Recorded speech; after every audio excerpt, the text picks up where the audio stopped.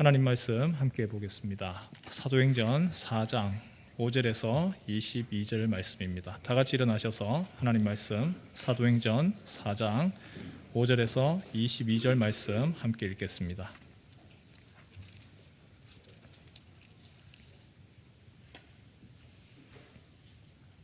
이튿날 관리들과 장로들과 서기관들이 예루살렘에 모였는데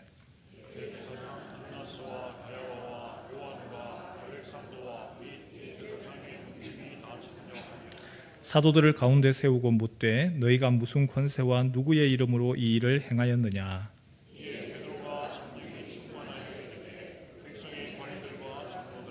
만일 병자에게 행한 착한 일에 대하여 이 사람이 어떻게 구원을 받았느냐고 오늘 우리에게 질문한다면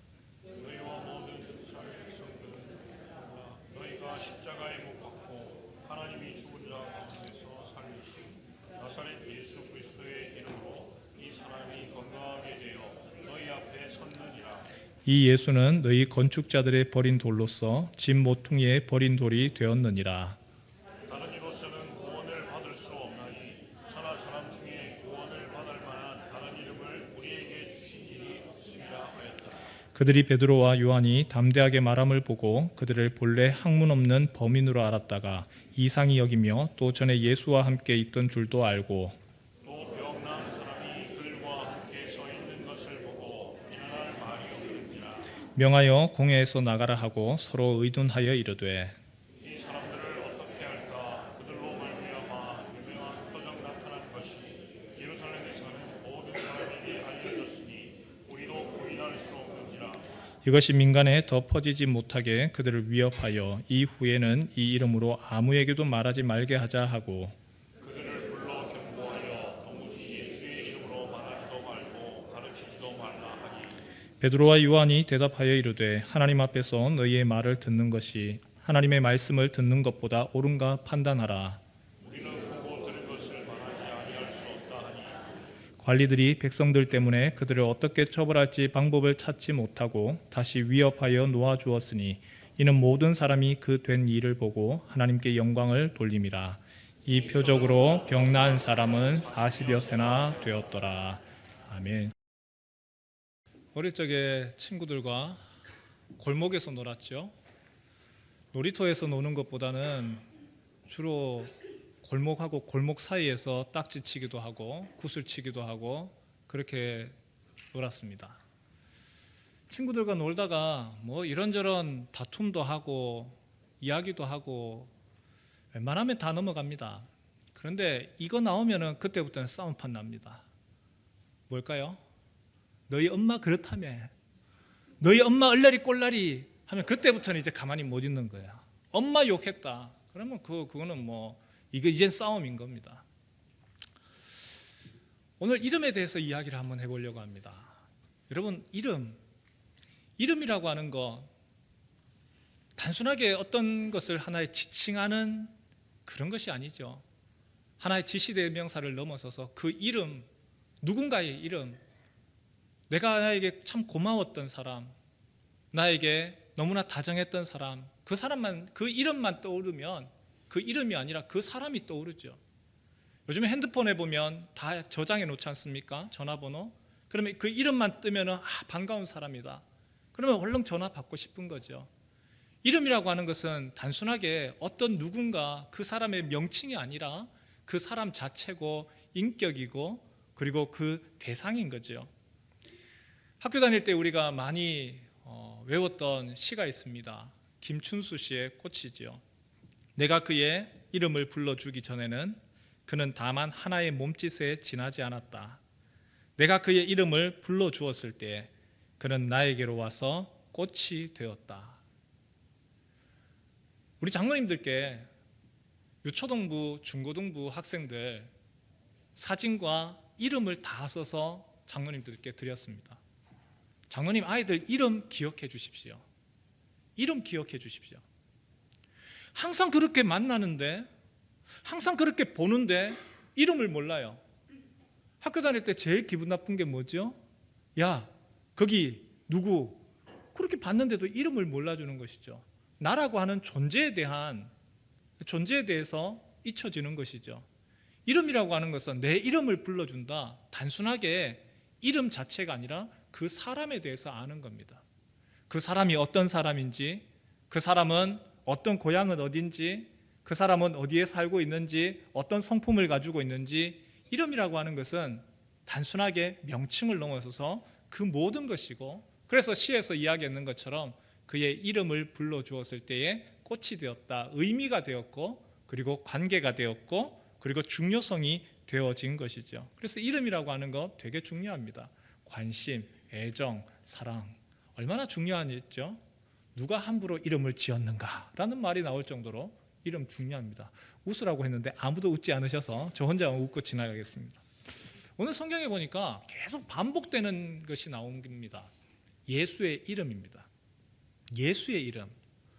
지금 사도행전 4장을 설교를 하는데 베드로의 세 번째 설교입니다.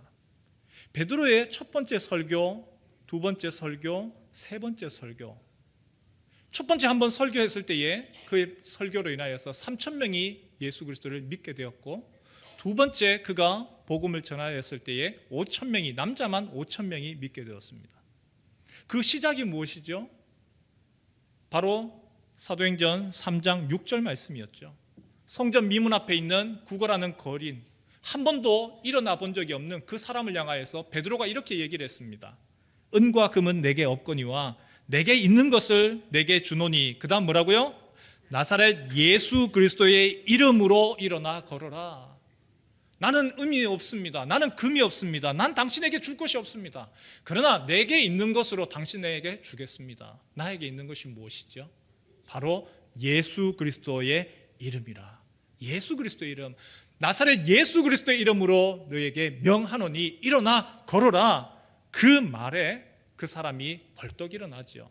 발과 발목에 힘이 들어가고, 그리고 걷고, 그리고 뛰고 성전에 들어가서 하나님을 찬송했습니다. 그리고 많은 사람들이 베드로를 향하여서 대단하다고 쳐다볼 때에 베드로는 칭송받기를 원치 않았습니다. 왜 나를 주목하느냐? 그리고는 그 관심을 바로 예수님께로 돌렸죠. 왜 나를 주목하느냐? 내가 칭송받을 것이 아니라 이 일을 행하신 분, 바로 예수 그리스도를 너에게 전하겠다. 그 메시지에 예수 그리스도를 영접하고 5,000명이나 회개하고 예수 그리스도를 믿게 된 일이 있었습니다. 그런데 그 5,000명이 예수 믿을 때에 모든 사람들이 다 좋아했을까요? 베드로가 설교할 때에 모든 사람들이 베드로의 설교를 다 환영하고 다 환호했을까요? 그렇지 않았습니다. 그 은혜로운 메시지, 5,000명을 변화시키는 메시지를 전하더라도 또한 그 가운데에 거부하고 반대하는 사람들이 있었습니다. 싫어하는 사람들이 있었습니다. 오늘 성경에 보니까 반대자들이 나오지요. 그들은 누구냐? 바로 예수님을 잡아서 죽였던 사람들입니다. 대제사장, 그리고 제사장들, 사두개인들, 안나스, 대제사장 안나스와 그리고 제사장 가야바, 그들이 사도 두 사람을 잡아서 공회에다가 데리고 갑니다. 사내들인 공회, 그곳은 어떤 곳이냐면 예수님을 죽여서 마땅하다, 이것은 살인, 이것은 사형받기에 마땅하다라고 예수님을 죽이기로 결정한 곳입니다. 그곳에 데리고 가서 예수님을 죽이기로 결정한 그 장소에 베드로와 요한을 데려다가 놓고 질문합니다. 위협합니다. 뭐라고 하죠? 우리 7절 말씀 같이 함께 읽을까요? 7절 시작. 사도들을 가운데 세우고 묻되 너희가 무슨 권세와 누구의 이름으로 이 일을 행하느냐? 너 지금 무슨 권세로, 아니 누가 너한테, 누구의 이름으로, 다르게 얘기하면 누가 너한테 이 권세 이렇게 할 수 있도록 누가 허락했냐? 전투경찰로 있으면서 교통단속을 하러 도로에 나갑니다. 그러면 교통단속을 딱 하면은 제일 먼저 위반하신 분들을 딱 붙들면 하시는 얘기가 첫 번째는 아이고 미안합니다, 잘 봐주세요 였어요. 그런데 그럼에도 불구하고 그대로 스티커 발부합니다 라고 하면 그 다음 나오는 말이 뭘까요? 내가 누구 알아. 범죄와의 전쟁에도 나오잖아요. 최민식 씨가 경찰서에 붙들려 갔습니다. 경찰서에 붙들려 가지고 하는 얘기가 있죠. 너 서장 나오라고 해. 너 서장. 서장 잘 아십니까? 너 서장 남천동 살제. 내가 어제도 너 서장하고 밥도 먹고 사우나도 가고. 높은 사람 이름을 크게 부르면 부를수록 힘이 생기는 거예요.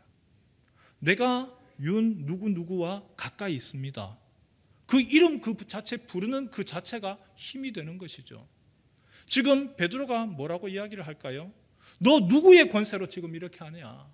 너 무슨 권리로 이렇게 하느냐? 그렇게 할 때 뭐라고 얘기를 하죠? 10절 말씀 같이 한번 읽을까요? 10절 읽겠습니다. 시작. 너희와 모든 이스라엘 백성들은 알라. 너희가 십자가에 못 박고 하나님이 죽은 자 가운데서 살리신 나사렛 예수 그리스도의 이름으로 이 사람이 건강하게 되어 너희 앞에 섰느니라.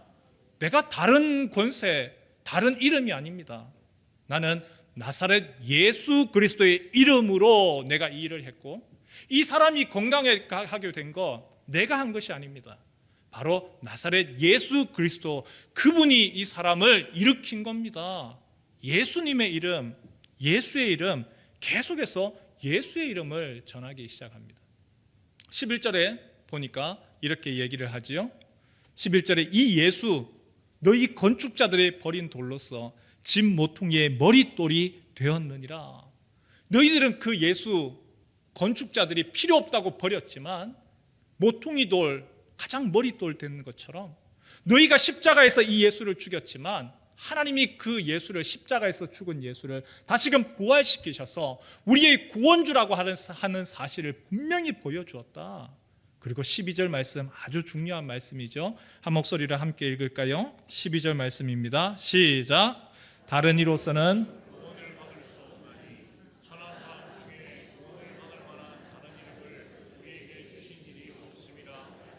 다른 이로서는 구원을 받을 수가 없나니 천하 사람 중에 구원을 받을 만한 다른 이름을 우리에게 주신 일이 없습니다. 예수 이름 이 이름 외에 다른 이름을 준 것이 없습니다. 여러분, 예수님 어떤 분이십니까? 예수님은요, 구원주시죠.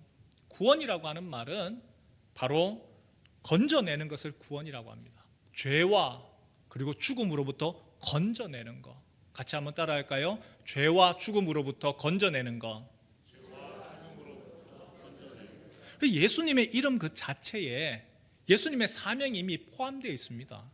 예수님 어떤 분이십니까? 예수 우리가 예수 많이 이야기하지만 그 예수의 이름의 뜻이 무엇이죠?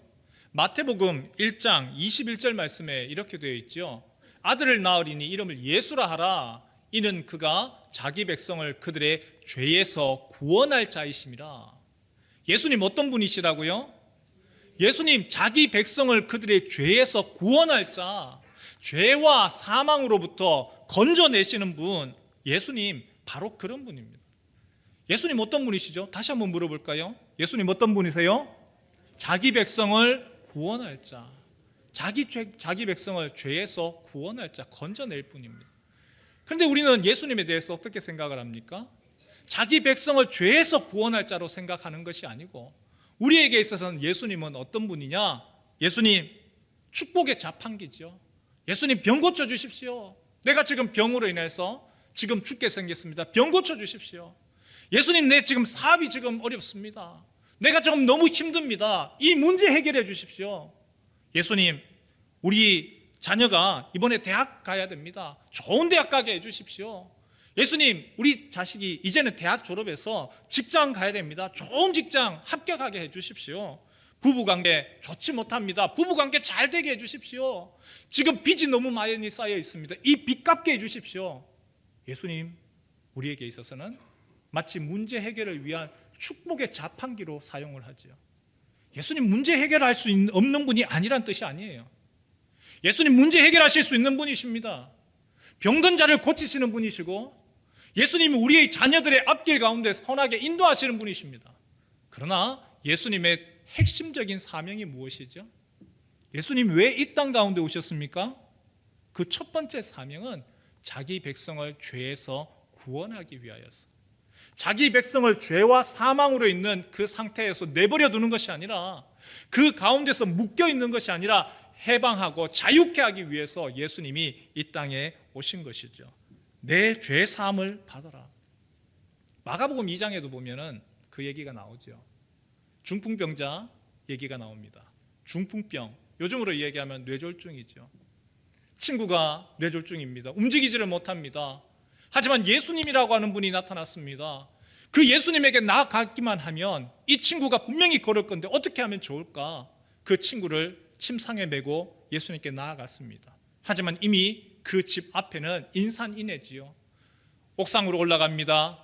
벽을 뚫고 내립니다. 예수님 앞에 서 있는 그 사람, 예수님이 그 사람을 보고 하시는 얘기가 있습니다. 내 병이 나았다가 아니라 내 죄 사함을 받았느니라. 예수님에게 있어서 제일 중요한 핵심되는 사명이 뭐죠? 오늘 우리가 가지고 있는 여러 가지 문제들, 답답한 상황들, 우리는 그거 위해서 기도합니다. 그리고 기도해야 됩니다. 하지만 예수님에게 있어서 제일 가장 큰 관심과 그리고 예수님이 하기를 원하시는 것은 죄와 사망에서 구원해내는 것, 건져내시는 것. 예수님의 가장 큰 핵심되는 사명, 바로 자기 백성을 죄에서 구원할 자라. 오늘 우리 삶에 있어서 많은 문제들이 있어요. 문제가 없는 것이 없습니다. 문제 없는 사람 계십니까? 가정에 평안하십니까? 기도의 제목이 나는 하나도 없습니까?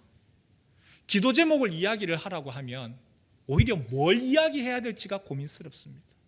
이 얘기 하려고 하니 또 오해 살 것 같고, 저 이야기 기도는 해야 되는데 이거는 말하기가 좀 못하고, 우리에게서는 수많은 문제들이 많이 있어요.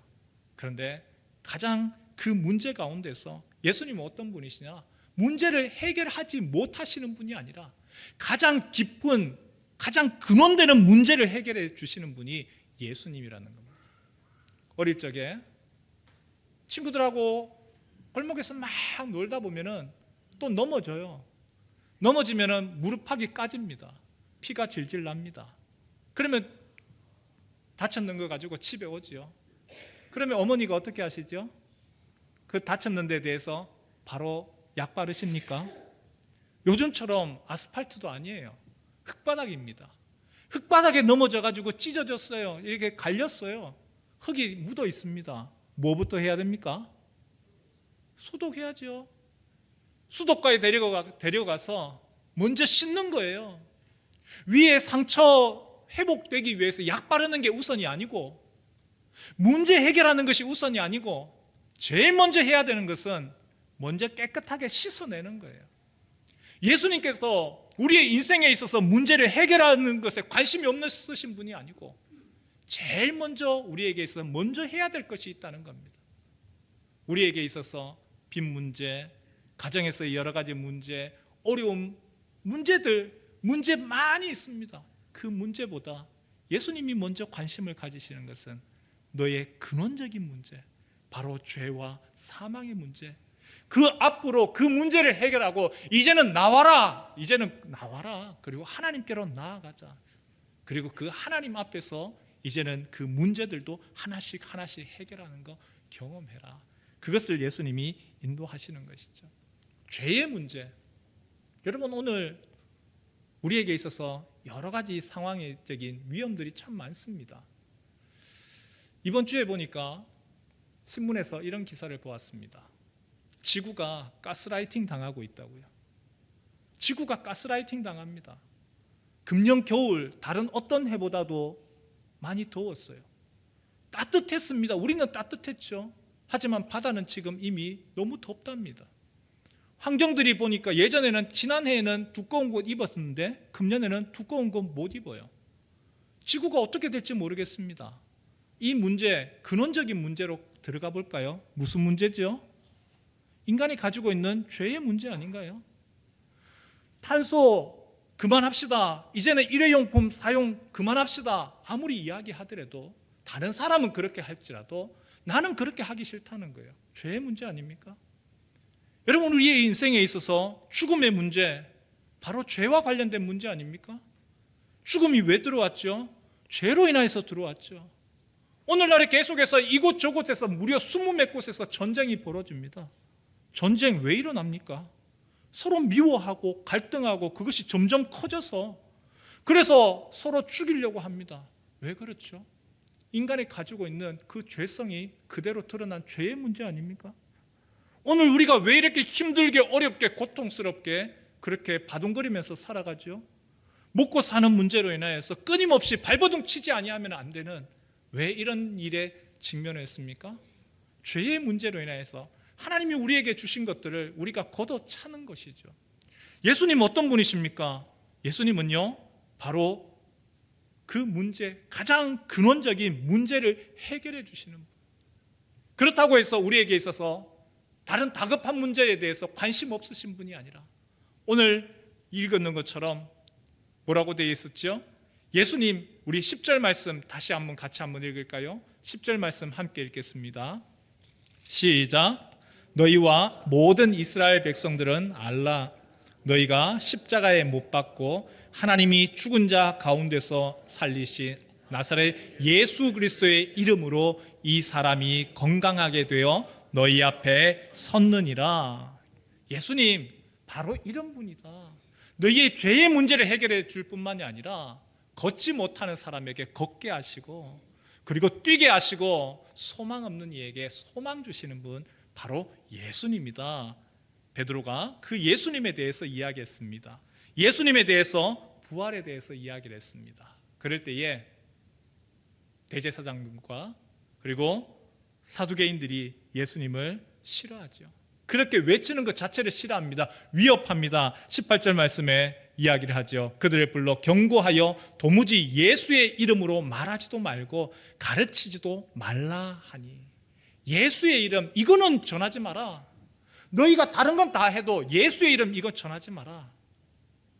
우리가 바로 이 장소에서 그 예수를 죽였고 그런데 그 예수가 살아났다고 하니 이것 전하지 마라 이야기를 하는 것이죠. 베드로가 여기에 대해서 반응합니다. 19절에서 20절 말씀 우리 함께 읽겠습니다. 19절에 20절 말씀입니다. 시작.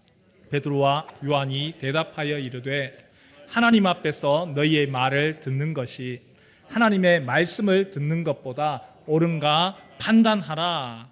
우리는 그렇게 할 수 없다. 내가 보고 내가 들은 거 내가 그것을 어떻게 이야기하지 않을 수가 있느냐. 여러분 너무나 다른 모습이죠. 베드로가 예수님이 그 공회에 잡혀가실 때에 베드로는 예수님에 대해서 모른다 했습니다. 부인했습니다. 그리고 오히려 무슨 소리 하느냐, 나는 그 예수와 상관없다고 했습니다. 근데 지금 베드로가 그 공회에 잡혀 있어요. 그리고 하는 얘기가 있죠. 나는 그 예수 그리스도의 이름 나는 그거 외쳐야 되겠다. 나는 내가 보고 들은 거 하나님이 나에게 이야기하라고 하는 거 내가 얘기 안 할 수가 없다. 나는 그거 전해야 되겠다. 담대히 외쳤습니다. 하나님이 나에게 외치라고 하시고 하나님 나에게 말씀하라고 하시는데 성령께서 나에게 그렇게 이야기하라고 하는데 내가 어떻게 가만히 있을 수가 있습니까? 코로나 코비드19 지나면서 우리가 배운 것들이 여러 가지가 있습니다. 코로나19를 지나면서 이 참 다른 어떤 것보다 바이러스 이게 참 위험하구나. 지금 이 자리에서도 마스크 쓰고 계시는 분들이 계시죠.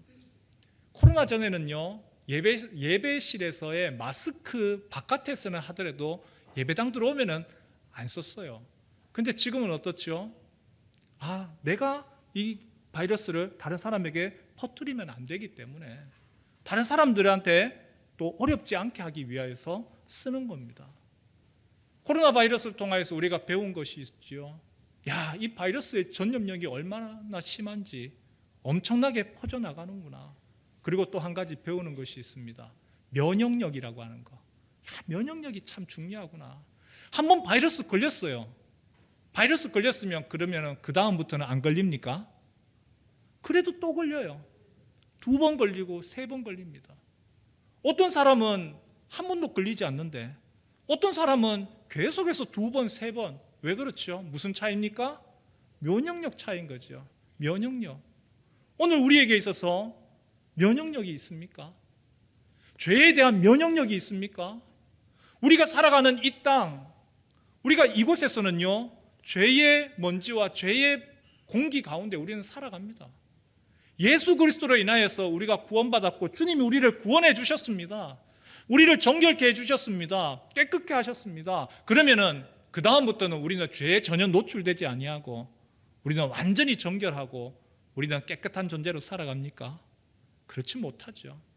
또 미세먼지가 날아오면 내가 아무리 우리 방을 청소를 하고 잘한다고 할지라도 그 미세먼지가 들어오는 것을 어떻게 할 수 없는 것처럼 죄의 공기가 들어옵니다. 어떻게 해야 되죠? 오늘 베드로가 이야기한 것이 있죠.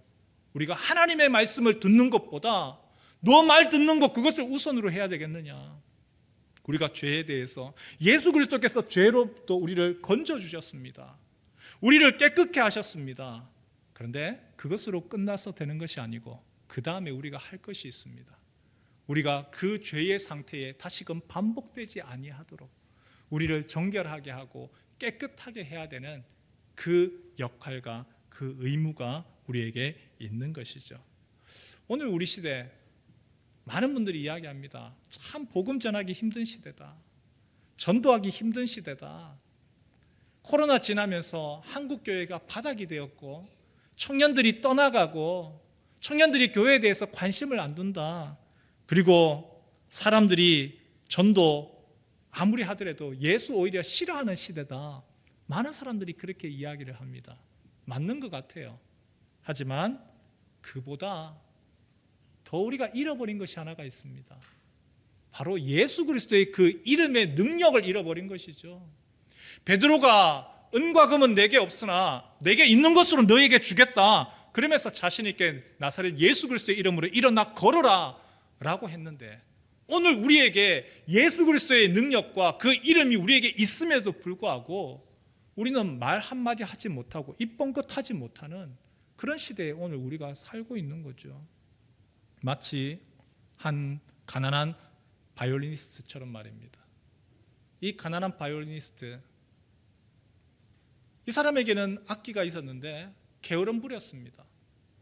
연습도 많이 안 했습니다. 그러다 보니까 이름 평판도 좋지 못했습니다. 유명하지도 못하니까 가난했습니다.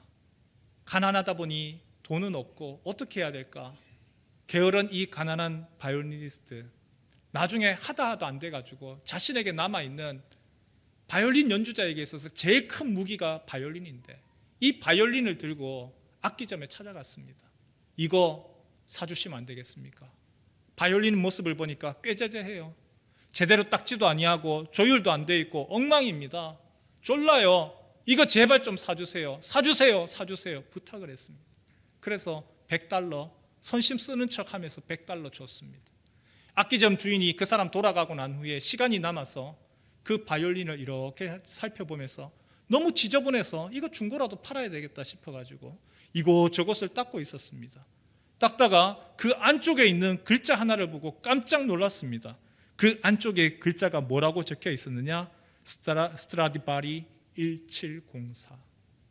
스트라디바리, 최고의 바이올린 명인 만든 최고의 그 만든 사람의 낙인이 그 이름이 거기에 찍혀 있었습니다. 깜짝 놀랐던 악기점 주인이 전문가를 불렀죠. 확인 좀 해주시라고. 이거 진품 맞냐고 보더니만 진품이 맞답니다. 가치는 얼마지요? 지금 팔아도 최소한 $100,000. 고작 $100 주고 샀는데 그 가치는 $100,000. 우리나라 돈으로 하면은 무려 1억 3천만 원. 최고의 악기를 가지고 있지만 그 악기의 가치도 모르고 사용을 안 하니까 그게 소리가 그렇게 좋은지도 모르고 연습을 안 하니까 그냥 했던 그 형편없는 별 볼 일 없다라고 생각했던 그 바이올린. 그러나 그것이 최고의 바이올린이었는데, 악기였는데 오늘 예수의 이름이 오늘 우리에게 무엇이죠? 우리가 예수의 이름 언제 많이 사용합니까? 기도할 때마다 예수의 이름 이야기합니다. 야, 성도 여러분, 이제 잠 깨셔야 됩니다. 장로님 기도 많이 하셨어요. 오래 하셨어요. 자, 이제 여러분 이제 잠 깨시고 이제 눈 뜰 준비하십시오. 예수의 이름으로 기도합니다. 이제 눈 떠야 되는구나. 여러분, 그게 예수의 이름인가요? 부흥사가 안수기도 하는데 그냥 기도하면 밋밋하니까 나사렛 예수의 이름으로 분위기 맞추기 위해서 주신 이름이 예수의 이름인가요? 그것이 아니라는 거예요. 예수의 이름이 무엇입니까?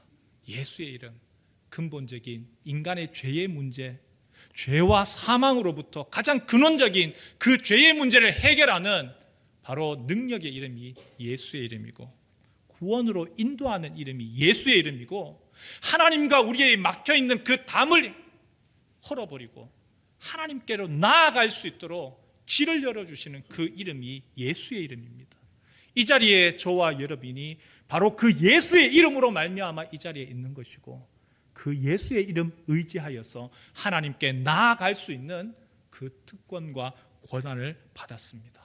그리고 그 예수의 이름 앞에서 귀신들이 쫓겨가고, 그 예수의 이름으로 말미암아 병이 치유가 되어지고, 그 예수의 이름으로 말미암아 하늘로부터 하나님이 도우시는 그 천사의 도움도 받게 되고, 그 예수의 이름 의지하여서 간구하고 기도할 때에 우리에게 치유와 기적, 하나님 우리에게 주시는 놀라운 능력들을 경험하는 그 능력의 통로, 바로 예수의 이름에 있다는 것이죠. 여러분, 이 이름을 자랑하시고 이 이름을 소중히 여기시기를 축원합니다. 설교 준비를 하면서 예수의 이름과 관련된 찬송을 생각을 해봤어요. 너무너무 많아요. 예수의 이름으로 나는 일어서리라, 능력의 주 예수, 어릴 적에 많이 불렀어요. 예수 이름으로, 예수 이름으로 얼마나 많이 불렀습니까? 교회에 성경에서 가장 강조하는 거, 예수의 이름, 바로 그 예수의 이름에 능력이 있다. 한밤중, 밤이 어두우면 어두울수록 빛이 더욱더 빛납니다. 마찬가지로 어렵다고 하고 힘들다고 하고 어둡다고 하는 이때에 가장 붙들어야 될, 무엇을 붙들어야 될까요? 예수 그리스도의 그 이름, 그 예수님 붙들고 나아가는 성도 되시길 주님의 이름으로 축원합니다.